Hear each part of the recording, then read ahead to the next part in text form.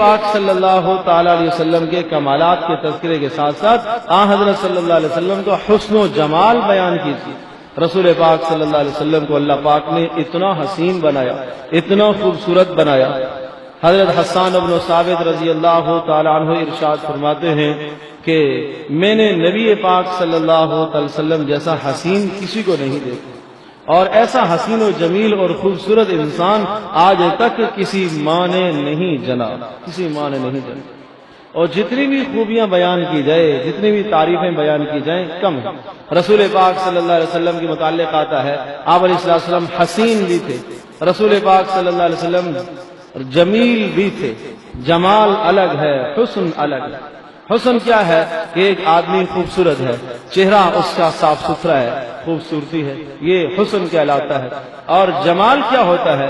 جمال یہ ہے کہ اس کی آنکھیں، اس کے کان، اس کے ہونٹ، اس کی ناک، اس کے جسم کا ہر عضو تناسب سے ہو، ایسا تناسب سے ہو، ایسا تناسب سے ہو کہ دیکھنے کے بعد آدمی یہ فیصلہ کرے کہ اس سے اچھا کوئی ہو ہی نہیں سکتا، اس جیسا ہاتھ کسی کا ہو ہی نہیں سکتا، اس جیسی مبارک آنکھیں کسی کی ہو ہی نہیں سکتی، اس جیسا ماتھا کسی کا ہو ہی نہیں سکتا۔ رسول پاک صلی اللہ علیہ وسلم کا حلیہ جہاں بیان کیا گیا، واسع الجبین، آپ علیہ السلام کا ماتھا کشادہ تھا۔ کشادہ ماتھا ہونا، پیشانی ہونا انسان کی سخاوت کی دلیل ہے۔ رسول پاک صلی اللہ علیہ وسلم کے کندھے کشادہ تھے، کشادہ ہونا بہادری کی علامت ہے۔ رسول پاک صلی اللہ علیہ وسلم کے ہاتھ بڑے پرگوشت تھے، ہاتھوں کا بڑا ہونا سخاوت کی علامت ہے۔ نبی پاک صلی اللہ علیہ وسلم کے پاؤں مبارک کے متعلق یہ بیان کیا گیا، آپ علیہ السلام کے پاؤں مبارک نیچے سے نرم اور مضبوط اور پرگوشت تھے، یہ قوت والے کی طرف اشارہ ہے، تقویت کی طرف اشارہ ہے۔ رسول پاک صلی اللہ علیہ وسلم کی آنکھیں انتہائی، جو آپ علیہ السلام کی آنکھوں میں جو کالا حصہ ہے انتہائی کالا، جو سفید انتہائی سفید حصہ تھا۔ آپ علیہ السلام کے دانتوں کے بارے میں بتایا، اس طرح سے سفید چمکدار تھے، جب نبی پاک صلی اللہ علیہ وسلم بات فرماتے تھے تو نور چمکتا ہوا دکھائی دیتا تھا۔ اس قدر حسین دانت اللہ نے عطا فرمائے۔ ناک کی یہ کیفیت بیان کی، آپ علیہ السلام کی مبارک ناک ایسی ہے کأن النور یعلوہ، ایک نور کا کنارہ اور ایک نور کی کرن آپ علیہ السلام کے ناک سے نکلتی ہوئی نظر آتی تھی۔ آپ علیہ السلام کی آبرو بالکل باریک اور پتلی تھی۔ رسول پاک صلی اللہ علیہ وسلم کی داڑھی مبارک گھنی تھی۔ آپ علیہ السلام کا چہرہ وہ سفید تھا اور سرخی کی طرف مائل تھا۔ نبی پاک صلی اللہ علیہ وسلم کی چھاتی صاف ستھری تھی۔ آپ علیہ السلام کی سینے سے ایک باریک بالوں کی لکیر نیچے آ رہی تھی۔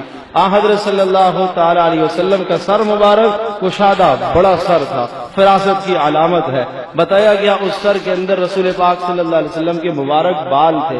حضرت صلی اللہ علیہ وسلم جب بالوں کو آزاد چھوڑ دیتے خود ہی مانگ نکل جاتی تھی، یہ حسن کی علامت ہوتی ہے۔ تو اس طرح سے نبی پاک صلی اللہ علیہ وسلم کا حلیہ بیان کیا گیا۔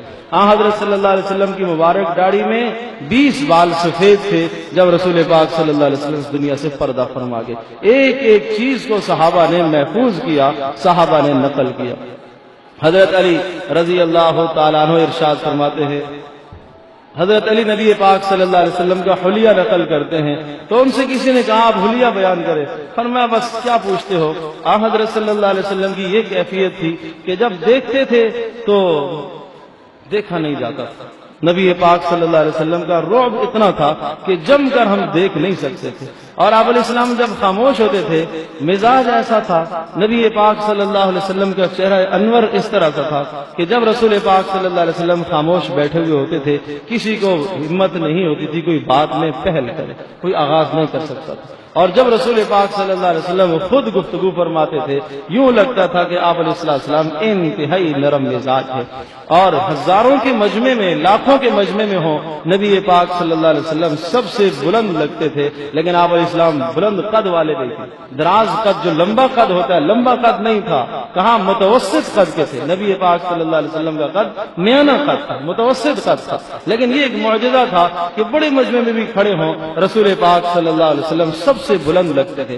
آپ علیہ السلام جہاں بولتے تھے نبی پاک صلی اللہ علیہ وسلم کی آواز جہاں تک مجمع ہوتا تھا بغیر کسی سبب اور ذریعے کے پہنچا کرتی تھی۔ یہ نبی پاک صلی اللہ علیہ وسلم کے کمالات ہیں۔ یہ اپنی اولادوں کے سامنے ہم بیان کریں، بچوں کے سامنے بیان کریں، تو دیکھو رسول پاک صلی اللہ علیہ وسلم کا حلیہ، آپ کا جمال، آپ کا حسن، آپ کا کلام کا کیا خوبصورت انداز تھا۔ صحابہ کہتے ہیں مت پوچھو، آپ علیہ السلام جب بات ارشاد فرمایا کرتے تھے اس قدر آرام سے بات کرتے تھے، اس قدر آرام سے کہ لکھنے والا لکھ لیتا تھا، اور اگر کوئی گننا چاہے کہ آپ نے اس کلام میں کتنے حروف استعمال کیے تو گننے والا گن سکتا تھا۔ اس طرح سے رسول پاک صلی اللہ علیہ وسلم بات کرتے، اور جب بات کرتے تھے کسی کو مخاطب کرتے تھے تو آپ علیہ السلام پورا متوجہ ہوتے تھے، پورا اس کی طرف مڑ جایا کرتے تھے، مصافحہ فرماتے تھے، پورا متوجہ ہوا کرتے تھے۔ جو کلام کرتا جب تک وہ خود پیچھے نہ ہٹتا آپ علیہ السلام پیچھے نہیں ہٹا کرتے۔ تو رسول پاک صلی اللہ علیہ وسلم کی زندگی کا ہر شعبہ نرالا ہے۔ میں کیا آپ کو بتاؤں کہ حضرت صلی اللہ علیہ وسلم کے کیا کمالات، کیا خوبیاں، یہ سب باتیں سیرت کی کتابوں سے ملتی ہیں۔ اگر ہمارے گھروں کے اندر سیرت کی کتابیں موجود ہوں، نبی پاک صلی اللہ علیہ وسلم کی مبارک زندگی کے تذکرے موجود ہوں، اگر روزانہ ہم ایک سیرت کی کتاب، کسی سیرت کی کتاب، سیرت مصطفیٰ مولانا ادریس کاندلی رحمۃ اللہ علیہ کی بہترین کتاب ہے، سیرت النبی علامہ شبلی نعمانی کی بہترین چیز ہے، سیرت مصطفیٰ اس سے زیادہ بہتر ہے، تو یہ کتاب ہمارے گھر میں موجود ہو، اس کتاب سے روزانہ ایک ایک صفحہ ہم پڑھ کر اپنے بچوں کو سنائیں، تو دیکھو ان نونہالوں کے دلوں میں کس طرح سے رسول پاک صلی اللہ علیہ وسلم کی محبت بیٹھے گی۔ پھر یہی بچے کل قیامت کے دن اللہ کے حضور سفارش کریں گے، یہی بچے پھر ہماری بخشش کا ذریعہ بنیں گے۔ اس لیے آپ نے ارشاد فرمایا کہ اپنی اولادوں کو اپنے نبی کی محبت سکھاؤ، اپنی اولادوں کو اپنے نبی کی محبت سکھاؤ۔